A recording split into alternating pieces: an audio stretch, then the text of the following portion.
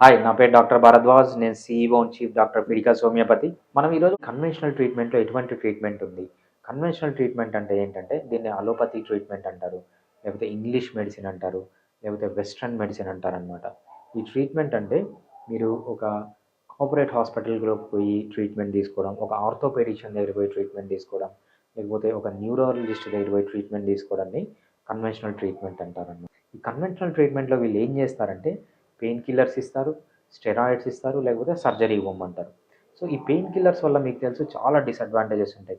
ఈ pain killer మీ లివర్‌ని damage చేయొచ్చు, లేకపోతే మీ స్టమక్‌ని డ్యామేజ్ చేయొచ్చు, లేకపోతే మీ కిడ్నీని డ్యామేజ్ చేయొచ్చు. ఇవన్నీ మనం పెయిన్ కిల్లర్స్ వల్ల వచ్చే సైడ్ ఎఫెక్ట్స్ అనమాట. అంతేకాకుండా సర్జరీ అడ్వైజ్ చేసినప్పుడు సర్జరీ అనేది చాలా పెయిన్‌ఫుల్ ప్రాసెస్, చాలా రెస్ట్ తీసుకోవాల్సి ఉంటుంది. అదేవిధంగా సర్జరీ అనేది సక్సెస్ అవుతుందని ఎటువంటి గ్యారంటీ లేదనమాట. ఉన్న కండిషన్ కంటే ఇంకా వర్స్ కావచ్చు. సో, అవన్నీ సర్జరీలో డిసడ్వాంటేజెస్ ఉంటాయి. అంతేకాకుండా పెయిన్ కిల్లర్స్ తీసుకున్నప్పుడు పెయిన్ తీసుకున్నన్ని రోజులు పెయిన్ తగ్గుతుంది. మళ్ళీ పెయిన్ ఇంకా ఎక్కువగా మారుతుందనమాట. అక్కడ ప్రాబ్లమ్ ఏంటి? బోన్ డీజనరేట్ అయింది, నర్వ్ డ్యామేజ్ అయింది, లిగమెంట్స్ డ్యామేజ్ అయినాయి, టెండాన్స్ డ్యామేజ్ అయినాయి, ఇంటర్వర్టిబ్రల్ డిస్క్ డ్యామేజ్ అయింది.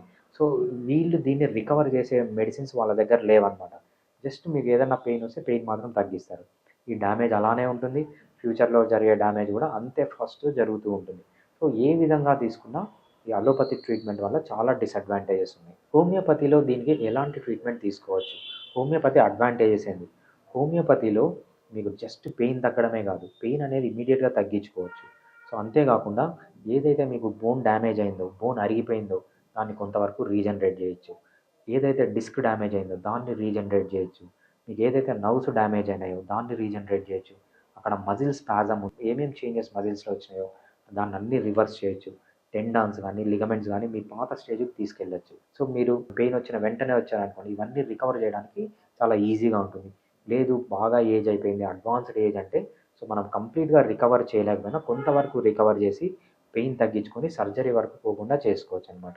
మా దగ్గరకొచ్చే చాలా పేషెంట్స్ ఎలా ఉంటారంటే, "సార్ మాకింకా సర్జరీ అడ్వైజ్ చేశారు. ఏం చేయాలో తెలియక మేము ఇంటర్నెట్‌లో సెర్చ్ చేస్తుంటే మీ దగ్గరకొచ్చాం." ఇటువంటి పేషెంట్లు సర్జరీ అడ్వైజ్ చేసిన పేషెంట్లు 100 మంది మా దగ్గరకొస్తే 95 మందికి సర్జరీ వరకు పోకుండా చేసుకోవచ్చు. సో, జస్ట్ 5% ఆఫ్ ది పీపుల్‌కి అడ్వాన్స్డ్ స్టేజ్‌లో ఉన్న వాళ్ళకేంటంటే ఇంకా సర్జరీ తప్పదు.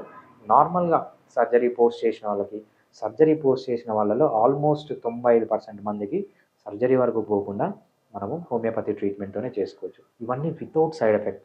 హోమియోపతిలో ఈవెన్ సింగిల్ సైడ్ ఎఫెక్ట్ కూడా లేకుండా మనము చాలా ఎఫెక్టివ్‌గా ఈ ట్రీట్మెంట్ అనేది చేసుకోవచ్చు. Fiticus Homeopathy